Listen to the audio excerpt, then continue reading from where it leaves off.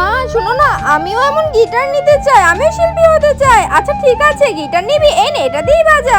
দূর, আমি এটা দিয়ে বাজাবো না, আমি থাকবোই না এখানে।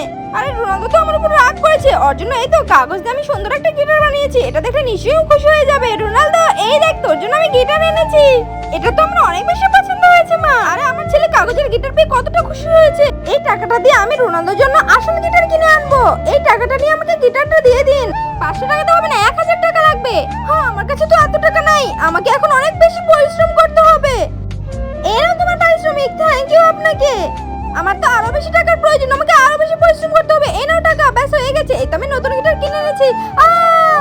আরে মনে হলো মায়ের চিৎকার। মা, কিন্তু তার আগে তোমার কাছে কোনটা বেশি দামি, এক বস্তা টাকা নাকি মা বাবা? যদি মা বাবা হয় তাহলে ভিডিওটিতে লাইক করে চ্যানেলটিকে সাবস্ক্রাইব করে দাও, আর যদি তা না করো তাহলে ভেবে নেবো তুমি মা বাবাকে একদম ভালোই বাসো না। মা তোমার কি হয়ে গেল? মা উঠো, তুমি আমার জন্য গিটার নিতে গিয়ে নিজের জীবনটা হারালে। মা আমি যদি তোমার সাথে জেদ না করতাম তাহলে আজকে তোমাকে আমি হারাতাম না। আমার জীবন দিয়ে হলেও আমি আমার ছেলের শখটা পূরণ করতে পারছি, এতে আমি খুশি।